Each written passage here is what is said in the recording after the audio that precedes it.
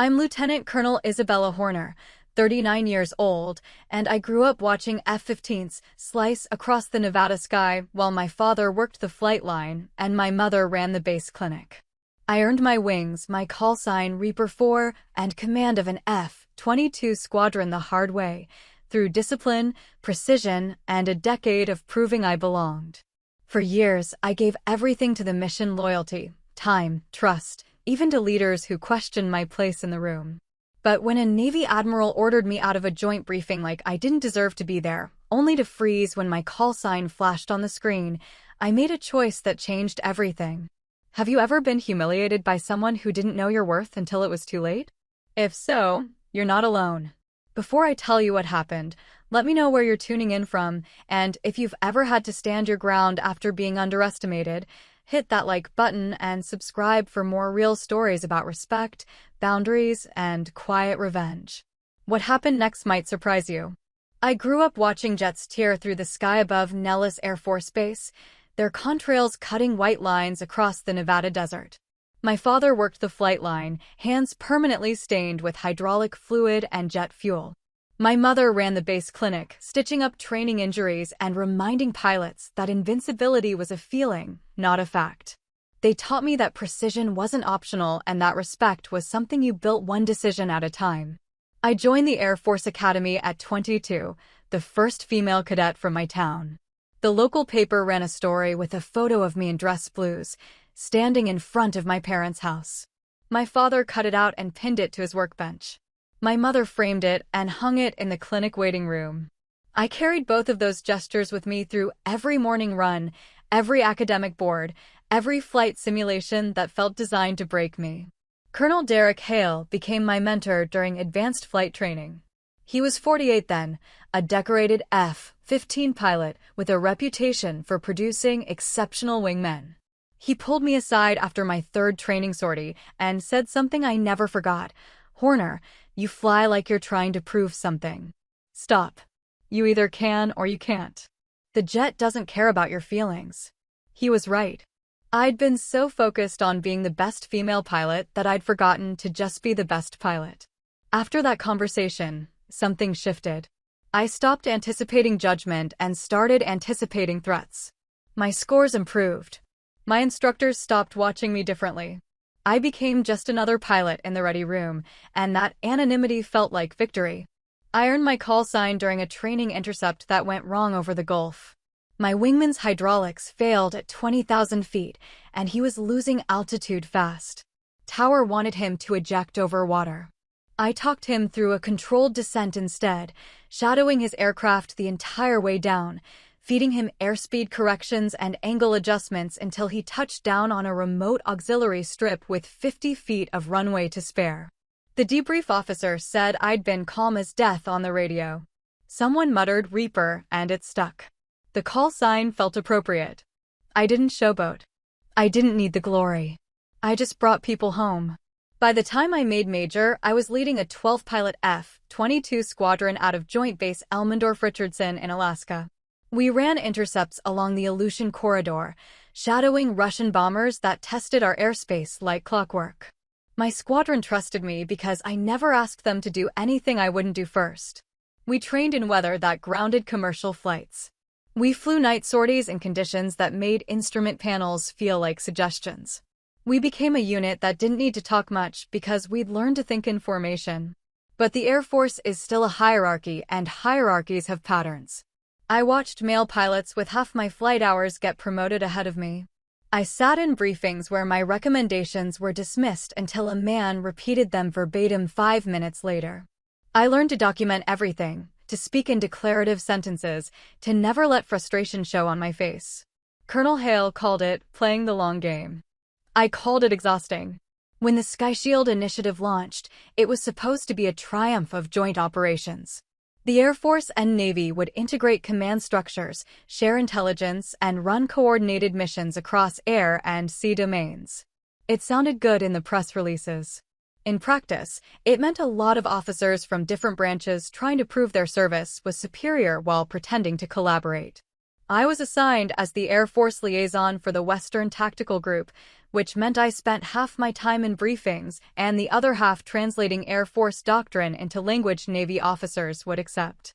It was tedious work, but I believed in the mission. If we could actually integrate our capabilities, we'd be unstoppable.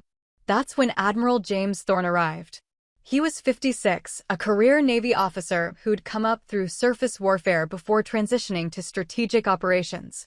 He had the kind of resume that looked impressive on paper: multiple deployments, commendations from 3 different administrations, a reputation for decisive leadership. In person, he was polished and sharp, the kind of officer who dominated rooms without raising his voice. He also had a habit of looking past me. It started small.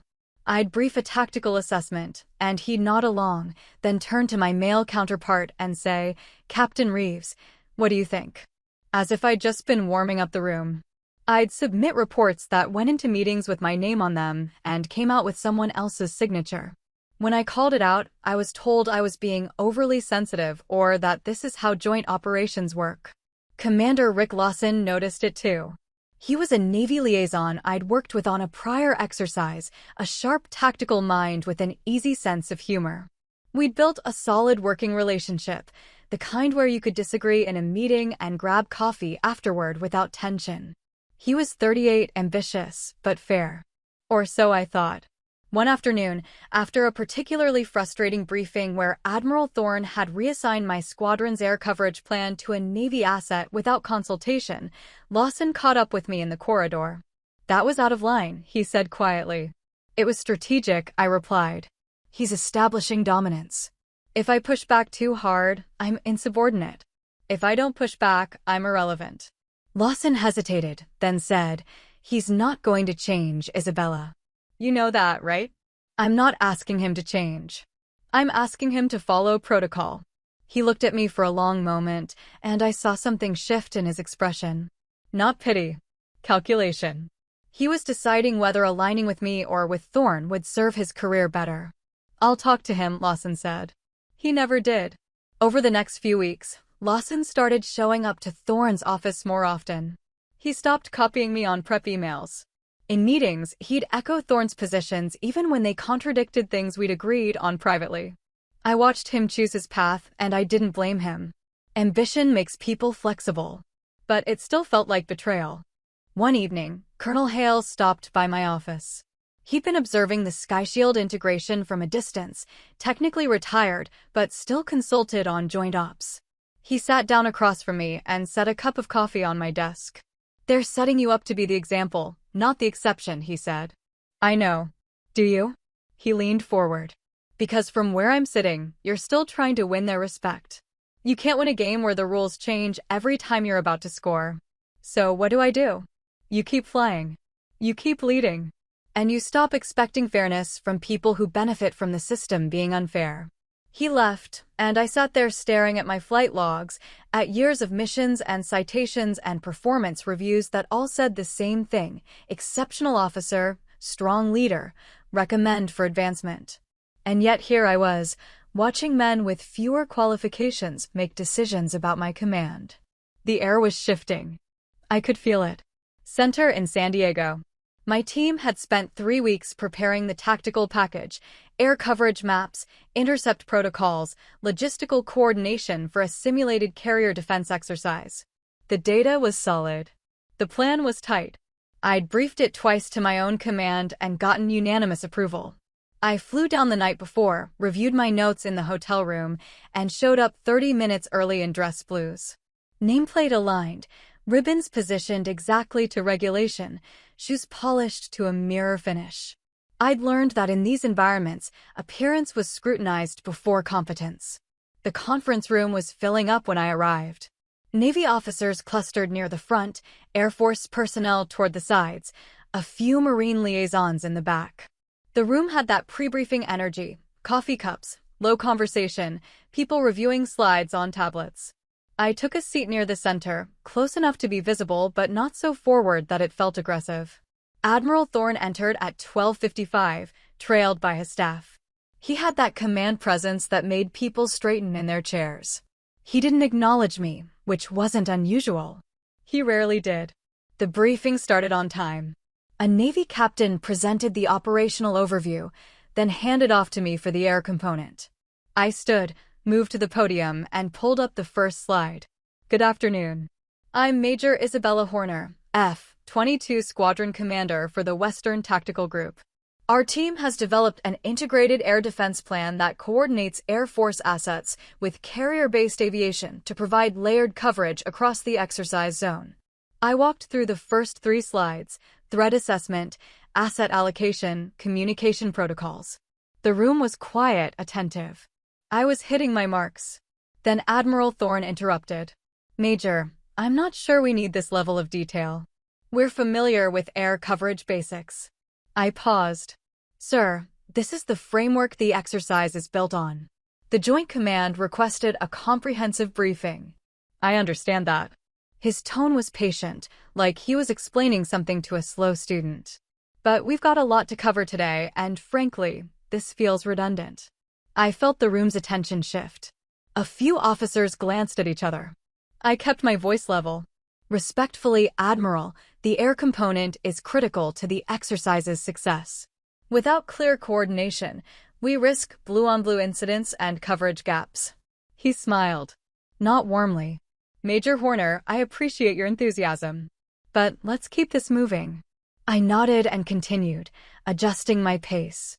I made it through 2 more slides before he interrupted again. Actually, let's pause here. He stood, moving toward the front of the room. Captain Reeves, you've been working on similar plans.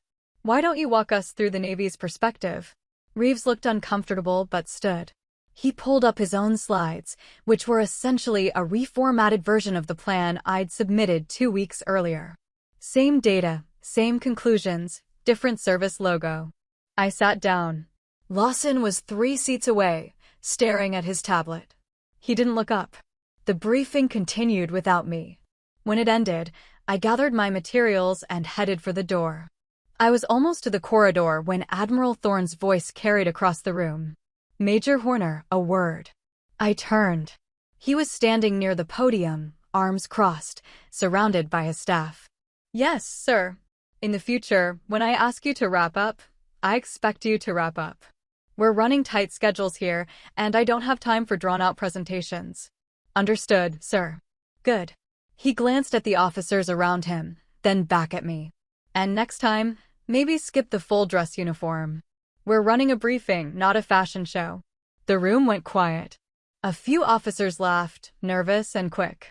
I felt my face flush, but I kept my expression neutral. Noted, sir. I turned and walked toward the door. Behind me, I heard someone say, "Guess she got the message." More laughter. I was 3 steps from the exit when the digital board behind the podium synced to the secure network. It was automatic, triggered by the end of the briefing module.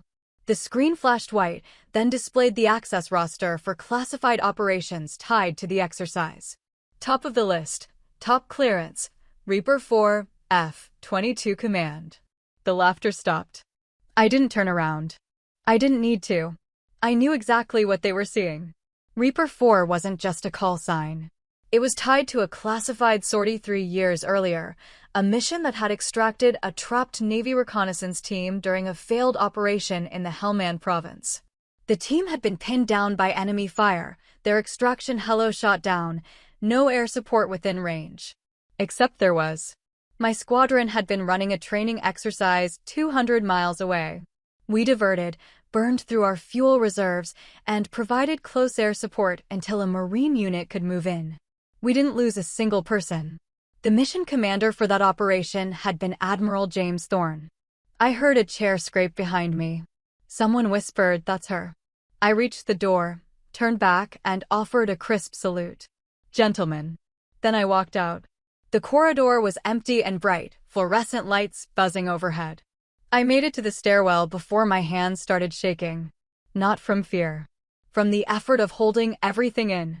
I sat on the steps for 5 minutes, breathing slowly, waiting for the adrenaline to fade. Then I pulled out my phone and opened my notes app. I documented everything: time, location, exact words, witnesses present. Not because I planned to file a complaint. Because I'd learned that in the military, if it's not written down, it didn't happen. My phone buzzed. A text from Captain Dana Wells, my second-in-command back in Alaska. Heard the briefing got interesting. You good? News traveled fast. I typed back, I'm fine. Heading back tomorrow. Another buzz. This time from Lawson, can we talk? I stared at the message for a long moment, then deleted it without responding. I flew back to Alaska the next morning on a cold, gray dawn. The transport was half empty, just a handful of personnel rotating between assignments. I sat in the back, staring out the window as the California coast disappeared below. The story reached Alaska before I did. I landed at Joint Base Elmendorf-Richardson at 1900 hours, and by the time I walked into the squadron office, 3 people stopped mid-conversation to look at me. Captain Wells was waiting at my desk, arms crossed, trying not to smile. So, she said. Fashion show, huh? Don't. Too late. It's already a thing. Someone recorded the screen sync on their phone. It's making the rounds. I dropped my bag and sat down. How bad? Depends on your perspective. For you? Validation. For Admiral Thorne? Career damage. I didn't do anything. Exactly. That's what makes it perfect. She leaned against the desk. You just existed, and the system corrected itself. I pulled up my email. 200 unread messages. Most were routine, but a few had subject lines like San Diego incident, and Sky Shield Command inquiry. I opened the inquiry email first. It was from a Joint Chiefs liaison, politely requesting a detailed account of the briefing, specifically regarding procedural irregularities in clearance protocol. Translation: someone was covering their exposure, and they needed my version on record. I spent the next hour writing it out. Facts only. No emotion. No editorial commentary. Just a timeline. I was removed from an active briefing despite holding top clearance for the operation being discussed. The removal was based on non-operational grounds. The clearance confirmation was displayed automatically by the system, which corrected the procedural error. I sent it, then closed my laptop. Wells was still there. You filing anything else? No. Why not? Because I don't need to. He already lost. She studied me for a moment. You know he's going to try to spin this, right? Make it about you being difficult, not him being let him. I stood and grabbed my jacket. I'm not interested in his narrative. I've got a squadron to run. That night, I went home to the small base apartment I'd lived in for 2 years. 1 bedroom, a kitchenette, a window that looked out over the flight line. I could hear the low rumble of engines being tested, the clang of maintenance crews working the night shift. It was the same soundtrack I'd grown up with, the same rhythm my father had worked to for 30 years. I made coffee and sat by the window, watching the planes. My phone rang. I glanced at the screen. Colonel Hale. You've been busy, he said when I answered. Not intentionally. The best revenge never is. He paused. How are you holding up? I'm fine. Isabella. I exhaled. I'm tired, Derek. I'm tired of proving myself to people who've already decided I don't belong. I'm tired of being the example. I'm tired of staying calm when I should be angry. So be angry. I can't afford to be angry. Angry women get labeled emotional. Emotional women get dismissed. Then be cold. Be precise. Be exactly what they can't argue with. His voice softened. You've spent your whole career playing by their rules. Maybe it's time to play by yours. What does that look like? It looks like you stop asking for permission to be excellent. We talked for another 20 minutes about nothing and everything. When we hung up, I felt steadier. Not fixed, but steadier. Over the next week, the fallout spread. Admiral Thorne received a formal inquiry from the Joint Chiefs regarding the briefing incident. The inquiry wasn't public, but rumors were. Officers I barely knew started reaching out, some offering support, others fishing for details they could use as gossip. I ignored most of it. I had training cycles to run, flight evaluations to complete, maintenance schedules to approve. My squadron didn't care about Navy politics. They cared about whether their commander could lead them through a mission and bring them home. Major Sophia Tran, my intel officer, stopped by my office one afternoon with a cup of coffee and a knowing look. You're handling this well, she said. I'm handling it the only way I know how. By pretending it didn't happen? By not letting it define what happens next. She nodded. For what it's worth, half the base thinks you're a legend now. The other half thinks you're a liability. But everybody's talking about you. I don't want them talking about me. I want them doing their jobs. Too late. You're a story now. Might as well decide what kind. She left, and I sat there staring at the flight schedule on my wall. She was right. I'd become a narrative, whether I wanted to be or not. The question was whether I'd let other people write it or take control of it myself. 2 weeks after San Diego, I received a call from the Air Force Personnel Center. They were offering me a transfer, command of the Falcon Wing, an elite F-22 training detachment based in Nevada. It was a promotion in everything but name, a chance to shape the next generation of fighter pilots. It was also a way to quietly remove me from the Skyshield disaster. I asked for 72 hours to consider it. I spent those 3 days flying, running training sorties over the Arctic, pushing my squadron through low-altitude intercepts and high-speed maneuvers that required absolute trust. We flew in weather that would have grounded civilian aircraft, navigating by instruments and instinct. On the 3rd day, I took a solo sortie at dusk. I climbed to 40,000 feet and leveled off, watching the sun sink below the horizon, turning the ice fields below into a sheet of gold and shadow. Up there, the world felt small. Ego felt smaller.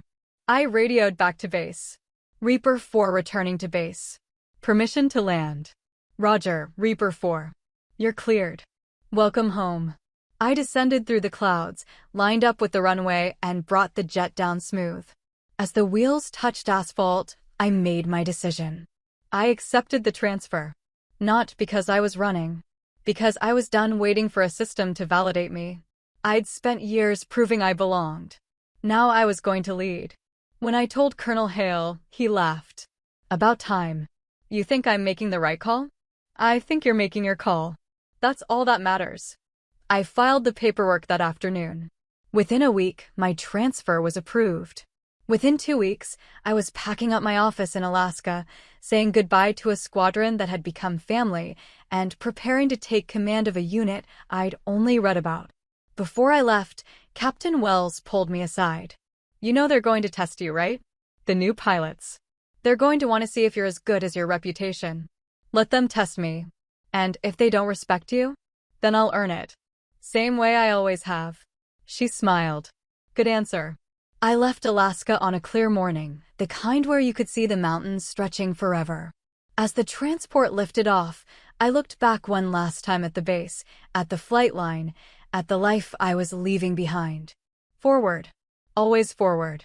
The Falcon Wing was based at Nellis Air Force Base, which meant I was coming home. Not to the house I grew up in, but to the flight line where I'd first learned what discipline looked like. My father had retired 5 years earlier, but his legacy was still there in the maintenance crews who remembered him, who'd heard I was taking command and made a point to introduce themselves. Your old man taught me everything I know about hydraulics, one crew chief said. Good to have a Horner back on the line. The Falcon Wing wasn't a standard squadron. It was a training detachment for pilots transitioning into F-22s, which meant I'd be working with officers who were already experienced, but needed to adapt to the most advanced fighter in the Air Force arsenal. They were good pilots. My job was to make them exceptional. I met my new command team on a Tuesday morning. 12 pilots, ranging from captains to majors, all handpicked for their skills and potential. They assembled in the briefing room at 0800 hours, standing at attention as I walked in. I didn't waste time with pleasantries. Good morning. I'm Lieutenant Colonel Isabella Horner. My call sign is Reaper 4. Some of you have heard of me. Some of you haven't. Either way, what you've heard doesn't matter. What matters is what happens in this room and in the air over the next 6 months. I paused, making eye contact with each pilot. This detachment has a reputation for producing the best F-22 pilots in the Air Force. We're going to maintain that standard. You're here because someone believed you could handle this aircraft. I'm here to make sure they were right. We'll train hard, we'll train smart, and we'll train safely. Questions? A captain in the second row raised his hand. Ma'am, is it true you flew the Helmand extraction? Yes, that was 3 years ago. Ancient history. Next question. Silence. They were sizing me up, trying to figure out if I was as capable as the story suggested or just someone who'd gotten lucky. I'd seen that look before. All right then. We start flight evaluations tomorrow at 0600. Dismissed. They filed out and I watched them go. A few lingered in the corridor, talking in low voices. I heard one say, "She's intense." Another replied, "Let's see if she can fly." I could fly. Over the next 2 weeks, I ran each pilot through evaluation sorties, assessing their strengths and identifying their gaps. I flew with them, not just observed them. I wanted to see how they handled pressure, how they adapted to unexpected scenarios, how they communicated under stress. Some were exceptional. Others had bad habits that would get them killed in combat. I documented everything, then called each pilot in for individual debriefs. "Captain Mendoza, you're aggressive on the stick. That works in a simulator. In a real jet, you'll overstress the airframe. Major Carver, your situational awareness is strong, but you're hesitant on radio calls. Hesitation gets people killed. Decide faster. Lieutenant Colonel Briggs, you fly like you're competing against your wingmen instead of supporting them. This isn't about being the best. It's about making sure everyone comes home." They listened. Some bristled. But they listened. By the end of the first month, the squadron was starting to cohere. The pilots who'd been skeptical were coming around, not because I'd won them over with charm, but because the results were undeniable. Flight scores improved. Mistakes decreased. The team was tightening. Then I got a message from the Pentagon. Admiral Thorne's promotion to Vice Admiral had been delayed indefinitely. The official reason was administrative review. The unofficial reason was that his conduct during the San Diego briefing had triggered a broader look at his leadership style, and what they found wasn't flattering. Multiple complaints from junior officers, instances of favoritism, a pattern of dismissing personnel based on factors unrelated to performance. I didn't feel triumphant. I felt tired. Commander Rick Lawson was reassigned to staff duty at a desk job in Norfolk. No formal reprimand, just a quiet reassignment that effectively ended his upward trajectory. He called me once, left a voicemail I never returned. The system had corrected itself, but not because of justice. Because the optics were bad. Because people who had the power to ignore the problem finally couldn't anymore. I was in my office late one evening, reviewing training schedules, when Colonel Hale stopped by. He was in civilian clothes, visiting Nellis for a contractor consultation. "You're working late," he said. "Always am." He sat down across from my desk. "You heard about Thorne?" I heard. And nothing. It doesn't change what happened. It doesn't change the fact that it took a public incident for anyone to care. You're right. It doesn't. He leaned back. But it does mean the next woman who walks into a briefing room might have an easier time. That's not nothing. I didn't do this for the next woman. I did it because I had to. I know. That's what makes it matter. We sat in silence for a moment. Then he said, "You know what altitude does, Isabella? It gives you perspective. From up there, all the noise gets quiet. All the politics, the egos, the games, they get small. You see the mission. You see what actually matters." Is that your way of telling me to let it go? No. It's my way of telling you that you're already past it. You've moved on. The question is whether you're going to let them keep pulling you back. He was right. I'd been carrying the San Diego incident like a weight, replaying it, analyzing it, trying to make sense of people who'd never make sense. I needed to put it down. After Hale left, I walked out to the flight line. It was nearly midnight, but the base never fully slept. Maintenance crews worked under floodlights, and the smell of jet fuel hung in the cool desert air. I stood there watching them work, thinking about my father, about all the years he'd spent keeping jets airborne. He'd never cared about rank or recognition. He cared about the work. About doing it right. I pulled out my phone and sent a message to Captain Wells back in Alaska. "Thanks for everything. You'll make a hell of a commander someday." She replied within minutes. "Learned from the best. Give 'em hell, Reaper." I took a night flight the following week, a solo sortie over the desert. I climbed to 40,000 feet, where the stars were sharp and infinite, and let the F-22 do what it was built to do. The jet responded to the smallest inputs, powerful and precise, a machine that demanded respect and gave it back. I thought about how far I'd come. From a kid watching jets overhead to the officer flying them. From someone who had to fight for every ounce of credibility to someone who didn't need anyone's permission to lead. The radio crackled. Reaper 4, this is Nellis Tower. Requesting status. Nellis Tower, Reaper 4. All systems green. Returning to base. Copy that, Reaper. Good to have you home. I smiled. Good to be home. I descended through the night sky, the lights of Las Vegas glowing in the distance, the desert stretching dark and vast below. As I lined up for landing, I realized something. I didn't need Thorne's apology. I didn't need Lawson's friendship. I didn't need validation from people who'd proven they couldn't see past their own limitations. I had the jet. I had my squadron. I had the mission. That was enough. 6 months into my command of the Falcon Wing, I received a formal request for a meeting. The sender was Admiral James Thorne. The email was brief and professional. He would be in Nevada for a joint operations review and requested a private conversation. No staff, no officials, just the two of us. He included his personal cell number and asked me to call if I was willing. I stared at the email for 10 minutes before forwarding it to Colonel Hale without comment. He called me within an hour. Are you going to meet with him? I don't know. What do you want to happen? I want him to leave me alone. I want to never think about San Diego again. I want to focus on my squadron and forget he exists. Then don't meet with him. But you're going to anyway. Because you need to know what he wants. And because you're curious whether he's capable of actually taking responsibility. He was right. I was curious. I called Thorne that evening. The conversation lasted 90 seconds. We agreed to meet at a coffee shop off base, neutral territory, at 1600 hours the following Tuesday. I told no one except Hale and Captain Wells. Wells asked if I wanted her to come as a witness. I declined. Whatever this was, I needed to handle it alone. Tuesday arrived cold and clear. I drove to the coffee shop in civilian clothes, jeans and a jacket, trying to look like anyone else grabbing an afternoon caffeine fix. Thorne was already there, sitting at a corner table, also in civilian clothes. He looked older than I remembered. Tired. He stood when I approached. Major Horner. Thank you for coming. Lieutenant Colonel, I corrected. Right. Apologies.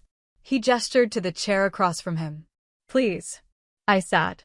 A waitress came by, and I ordered black coffee. Thorne had tea in front of him, barely touched. We sat in silence for a moment. Then he spoke. I'm not good at this, he said. Apologies, I mean. I've spent my career giving orders, not explaining myself. But I owe you one. Go ahead. He took a breath. What I said in San Diego was inappropriate, unprofessional, and wrong. I dismissed you based on factors that had nothing to do with your capability or your role in that briefing. I embarrassed you in front of your peers, and I did it because I could. Because no one had ever told me I couldn't. I said nothing. I wanted to hear all of it. When that screen flashed your call sign, I remembered you. I remembered the Hellman extraction. I remembered sitting in an operations center, listening to reports that my reconnaissance team was pinned down with no air support, thinking I'd just ordered 6 people to their deaths. And then I heard your voice on the radio. Calm. Steady. You didn't hesitate. You just acted. He looked down at his tea. You saved my people. And 3 years later, I humiliated you because I didn't recognize your name. Or maybe I did, and I just didn't want to acknowledge that the pilot I owed my career to was a woman I'd been dismissing in meetings for weeks. The coffee shop hummed around us. Quiet conversations, the hiss of an espresso machine, normal people having normal days. I'm not asking for forgiveness, Thorne continued. I don't deserve it. I'm just asking that you know I understand what I did. And that I'm ashamed of it. I took a sip of coffee, letting him sit with the silence. Admiral, I appreciate you saying that. I do. But you're wrong about one thing. What's that? You don't owe me respect because of what I did in Hellman. You owe it because of what I am. A commissioned officer. A squadron commander. A pilot with 15 years of service and a record that speaks for itself. The fact that I had to save your people for you to see me as competent is exactly the problem. He nodded slowly. You're right. I know I'm right. And here's what bothers me most. You're apologizing now because you got caught.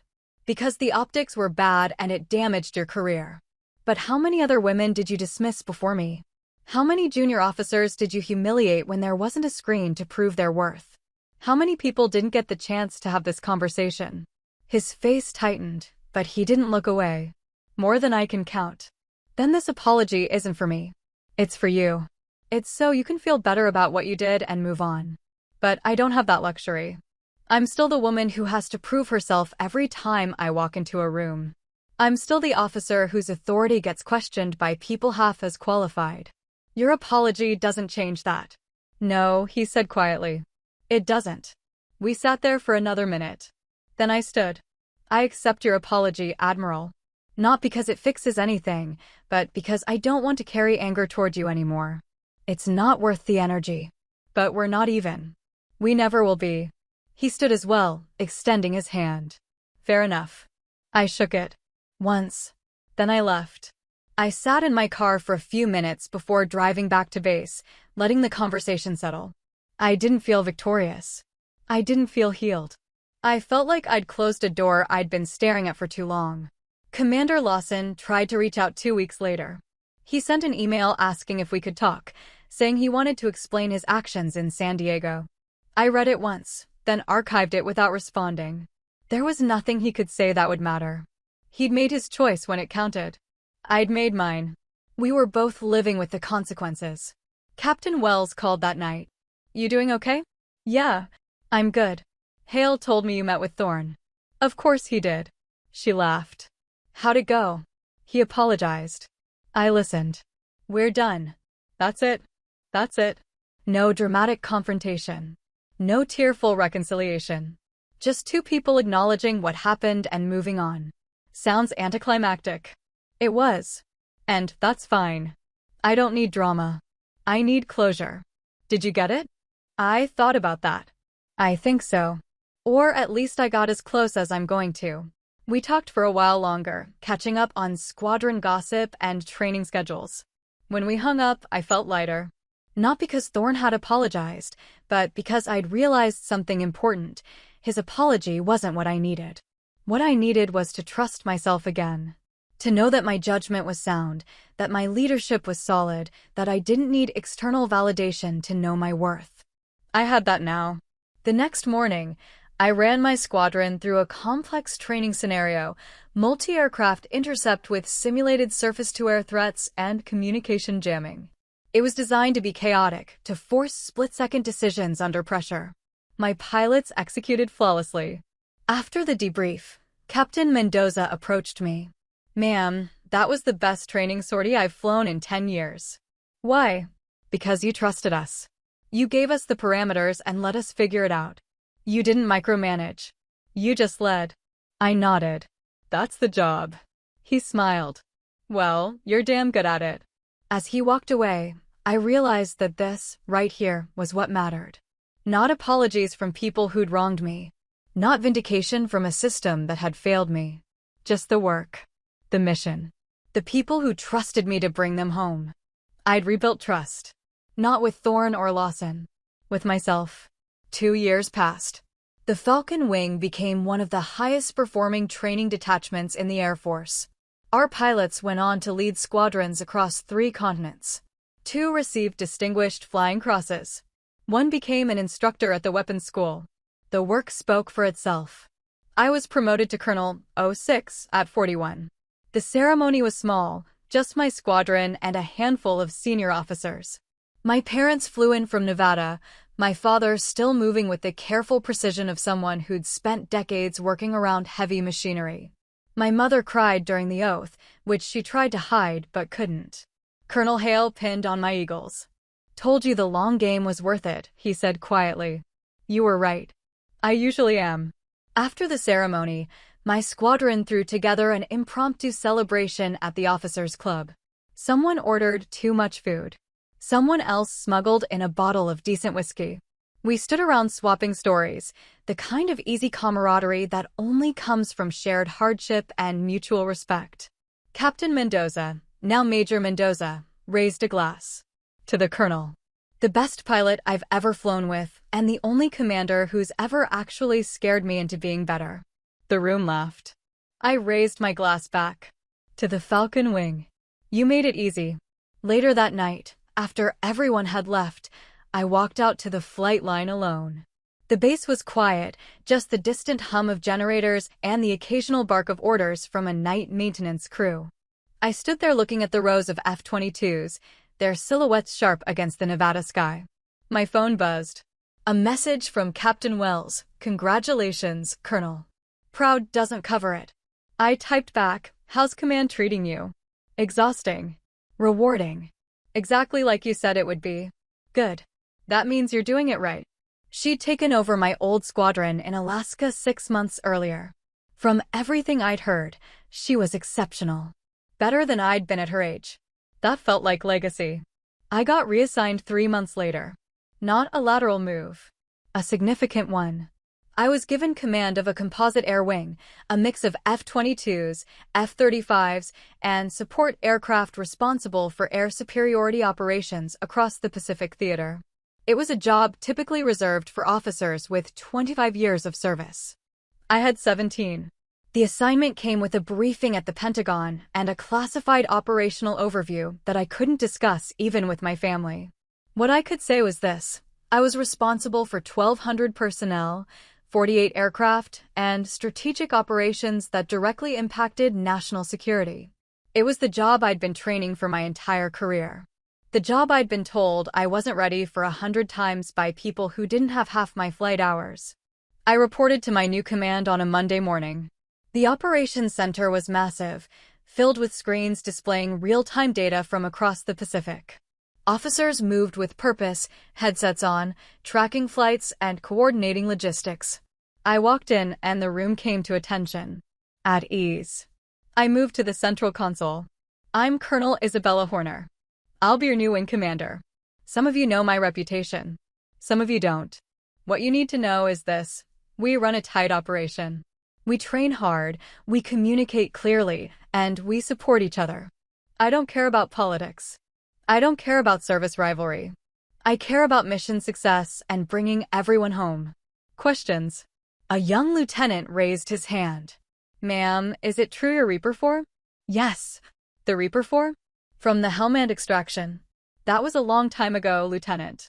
Still, that's legend status, ma'am. I looked at him. Legends are just people who did their jobs under pressure. That's what we do here every day. Let's get to work. The operations tempo was relentless. We ran exercises, coordinated with allied forces, tracked threats, and maintained readiness for scenarios that ranged from routine to catastrophic. I worked 16-hour days, reviewing intelligence reports, approving flight plans, conducting readiness briefings. But I loved it, because this was what I'd been built for. Not the politics or the ceremonies. The mission.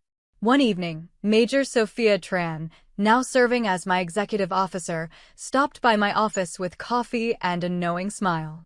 You never stop, do you? Neither do you. Fair point. She sat down. You know what people call you? I'm afraid to ask. The calm before the storm. They say you're quiet until something goes wrong, and then you're everywhere at once, fixing it before anyone realizes there was a problem. That's just command.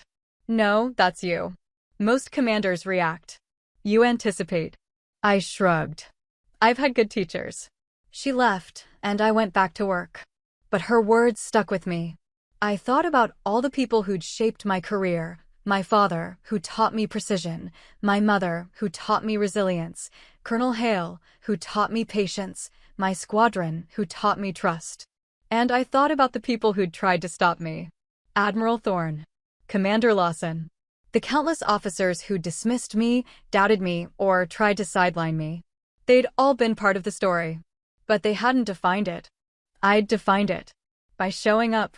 By doing the work. By refusing to let their limitations become mine. Late that night, I received a message through official channels. It was from a women's leadership organization asking if I'd speak at their annual conference. They wanted me to share my story to inspire the next generation of female officers. I declined politely. Not because I didn't believe in the mission, but because I didn't want to be defined by my gender. I wanted to be defined by my competence. Still, I sent them a note. The best way to inspire the next generation is to lead well.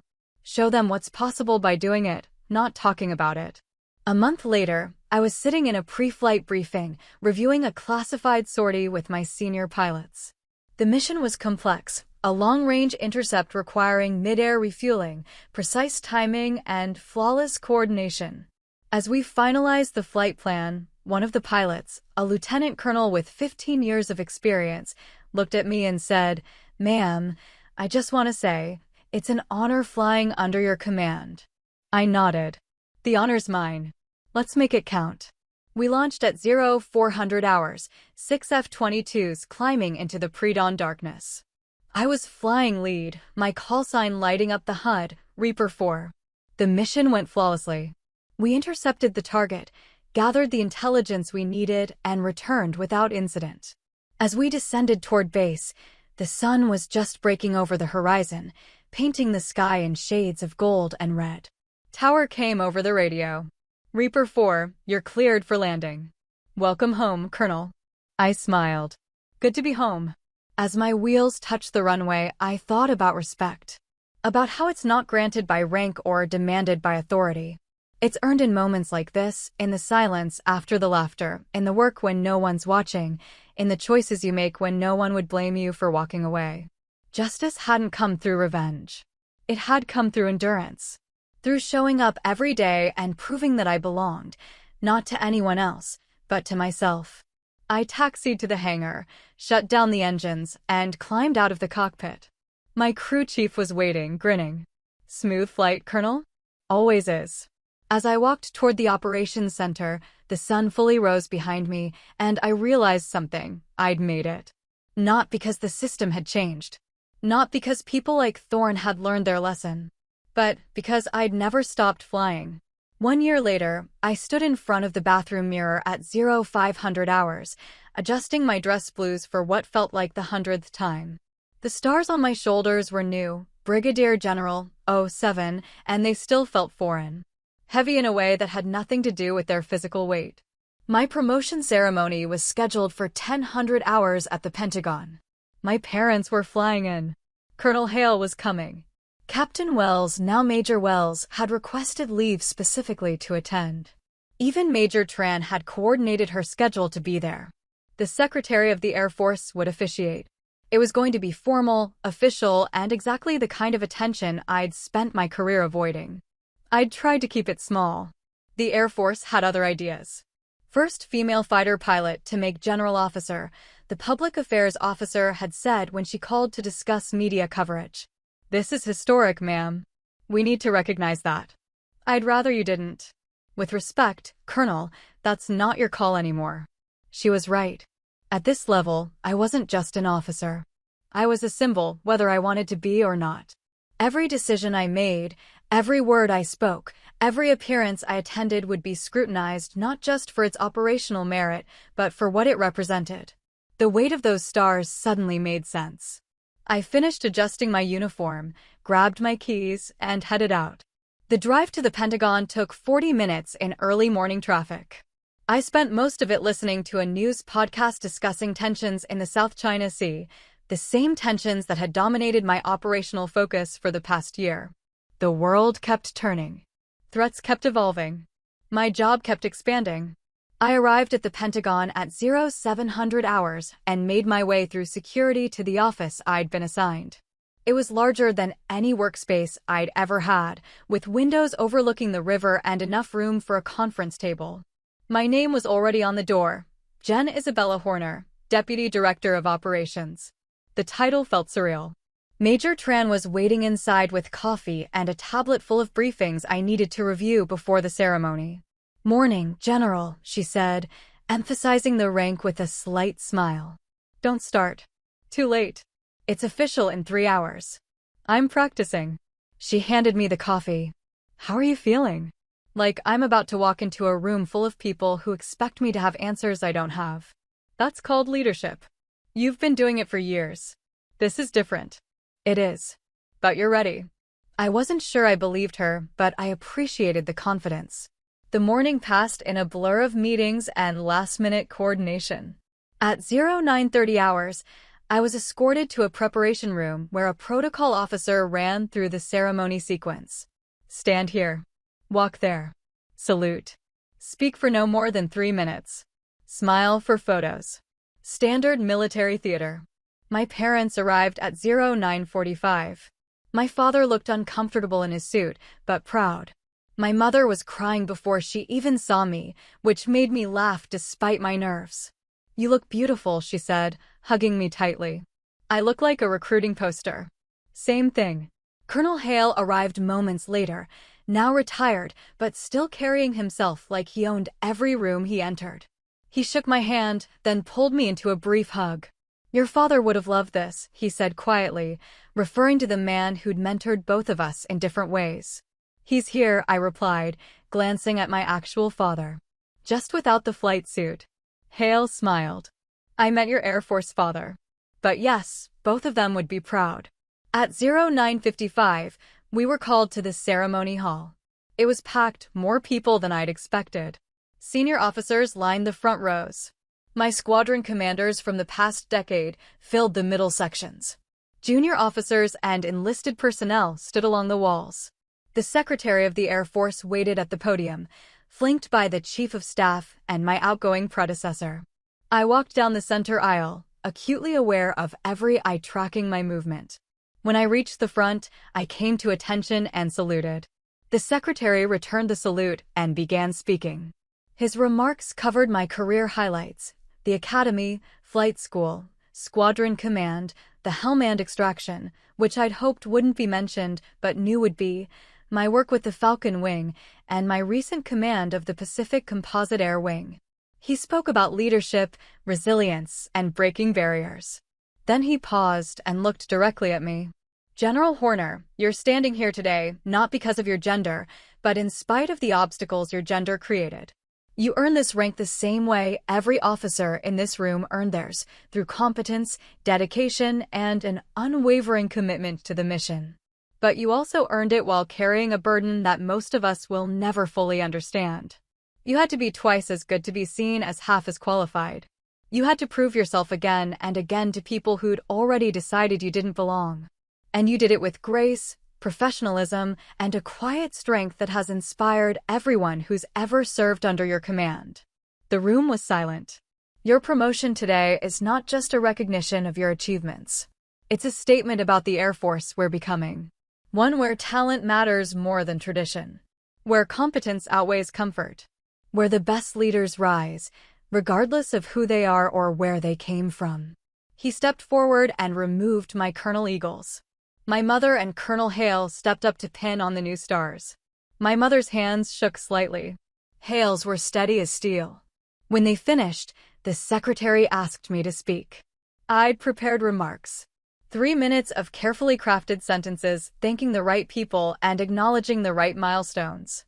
But standing there, looking at the faces in front of me, officers I'd flown with, commanded, learned from, I set aside my notes. Thank you, Mr. Secretary, I began. And thank you to everyone here today. I'm honored by this promotion, but I'm more honored by the people I've served alongside.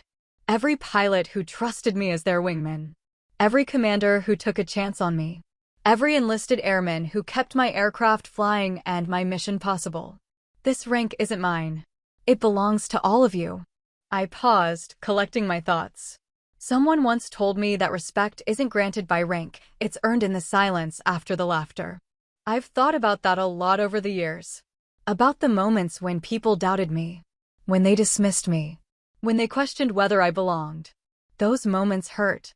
But they also taught me something important. The only opinion that matters is the one you have of yourself. If you know your worth, if you trust your competence, if you believe in your mission, then external validation becomes noise. Useful noise sometimes, but noise nonetheless. I looked at my parents, then at Hale. I learned precision from my father. Resilience from my mother. patience from Colonel Hale, and courage from every pilot who ever climbed into a cockpit knowing the risks, but trusting the mission. Those lessons shaped me. They made me the officer I am today, and they'll guide me in this new role. I straightened my shoulders. As Deputy Director of Operations, I'll continue doing what I've always done, leading from the front, supporting from behind, and making sure everyone comes home. That's the job. That's always been the job. The stars don't change that. They just make the responsibility heavier. I saluted the secretary. Thank you for this honor. I won't waste it. The room erupted in applause. It lasted longer than I expected, long enough that I felt my composure start to crack. I blinked hard, maintaining control, and waited for the noise to fade. The rest of the ceremony passed quickly. Official photos, receiving line, handshakes with people I'd never met who wanted to tell me how inspiring I was. I smiled, thanked them, and moved through the crowd with the efficiency of someone who'd learned to endure attention without enjoying it. Afterward, there was a small reception in an adjacent room. My squadron commanders clustered together, swapping stories I absolutely did not want my parents overhearing. Major Wells cornered me near the refreshment table. "General Horner," she said, grinning. "Has a nice ring to it. Colonel suited me better. Too bad. You're stuck with this now." She lowered her voice. "How does it feel? Ask me in 6 months. Fair." She glanced around the room. "You know half the women in this building are going to be watching every move you make, right? You're their proof that it's possible. That's a lot of pressure. You've been carrying it your whole career. Now it just has a title." She wasn't wrong. The promotion didn't change who I was, but it changed what I represented. Every decision I made would ripple beyond my immediate command. Every success would be analyzed as proof women could lead at this level. Every failure would be weaponized as evidence we couldn't. It was exhausting just thinking about it. My father found me near the end of the reception. He looked tired but content, the way he always did after big events. "Your mother's taking pictures with everyone," he said. "She's going to fill 3 photo albums with this. Let her. She's earned it. So have you." He studied me for a moment. "You doing okay, kid?" "Honestly? I don't know yet." "That's fair. It's a big change." He smiled. "But you've handled every big change they've thrown at you. This won't be different. This feels different." "It is different. But you're the same person you were yesterday. Just with more people depending on you." He was right. The core mission hadn't changed. Protect. Lead. Serve. The scope had expanded, but the foundation remained solid. Colonel Hale approached as my father wandered off to find my mother. He handed me a glass of water. "You survived," he said. "Barely. That speech was good. Honest. People respect that." "I hope so. I'm terrible at this political stuff." "No, you're not. You just don't enjoy it. There's a difference." He paused. "You know they're going to test you, right? The old guard. The officers who think stars should stay within traditional pathways. They're going to wait for you to make a mistake, and when you do, they'll pounce. Let them. I've been dealing with that my entire career." "I know. But it's different at this level. The stakes are higher. The visibility is greater. One misstep could derail everything you've built." "Then I won't misstep." He smiled. "There's the Reaper I know." The reception ended at 1300 hours. My parents caught an evening flight back to Nevada, exhausted but happy. Major Tran returned to her regular duties. Colonel Hale headed home with a promise to check in soon. The crowd dispersed, and suddenly I was alone in my new office, staring at the stars on my uniform and wondering what came next. My phone buzzed. A message from an unknown number. "Congratulations, General. Well deserved. James Thorne." I stared at it for a long moment. Part of me wanted to delete it without responding. Another part recognized the gesture for what it was, an olive branch from someone who'd learned too late what grace looked like. I typed back, "Thank you, Admiral." Nothing more. Nothing less. Another message came through, this one from Commander Lawson. "Saw the news. Proud of you, Isabella." I know I have no right to say that, but it's true. I almost didn't respond. Then I thought about the officer I wanted to be, someone who acknowledged growth in others even when they'd failed me before. "Appreciate it, Rick. Take care of yourself." I set the phone down and looked out the window. The Potomac River stretched below, reflecting the afternoon sun. Traffic moved along the highways. People went about their lives, unaware that someone in this building was making decisions that would affect their safety, their freedom, their future. That someone was now me. My first official meeting as Deputy Director of Operations was scheduled for the following Monday. I'd spend the weekend reviewing briefs, learning systems, and preparing for the operational tempo that came with flag officer responsibility. No more flying regular combat sorties. No more hands-on squadron leadership. This was strategic command. Big picture. Long-term planning. I missed flying already. But I also understood why I was here. The Air Force needed leaders who understood operations from the cockpit level. Who'd felt the G-forces. Who'd made split-second decisions at 40,000 feet. Who knew what it meant to trust your wingman with your life. I was here because I'd lived it. Now I had to use that experience to make the force better for everyone coming behind me. My phone rang. Major Wells. General, do you have a minute? Always. What's up? I just got notified. I'm being considered for Squadron Command, an F-35 unit out of Hill Air Force Base. They want recommendations. I'm listing you as primary. I smiled. You don't need my recommendation. Your record speaks for itself. Still, it would mean a lot. You'll have it by tomorrow morning. And Dana. Ma'am? You're going to be incredible. Trust yourself. I learned from the best. After we hung up, I pulled up the recommendation form and started writing. As I detailed Wells' qualifications, I thought about legacy. About how leadership wasn't measured in promotions or awards, but in the people you developed. The officers you mentored. The standards you set. I'd spent years trying to prove I belonged. Now I was helping others do the same. That shift felt significant. I worked until 1900 hours, then drove to the small apartment I'd rented in Arlington. It was temporary housing, a way station until I figured out where I wanted to put down roots. The apartment was sparse, furniture from IKEA, unpacked boxes in the corner, a single photo of my parents on the kitchen counter. I ordered takeout, changed into civilian clothes, and sat on the couch with my laptop, reviewing operational reports from the Pacific Theater. Tensions were escalating. Chinese military activity had increased near Taiwan. Our allied partners were requesting more presence patrols. Resource allocation was becoming complex. These were the problems that now fell under my purview. Not flying the missions, but ensuring the people who did had everything they needed to succeed. It was fulfilling in a different way. Strategic instead of tactical. But still connected to the mission. Around 2200 hours, my phone rang again. This time it was a number I didn't recognize with a DC area code. General Horner, I answered. General, this is Senator Patricia Meadows' office. The Senator chairs the Armed Services Committee and would like to schedule a meeting with you next week to discuss operational readiness in the Pacific. Would you have availability? I grabbed my calendar. I can make time. What day works best for the Senator?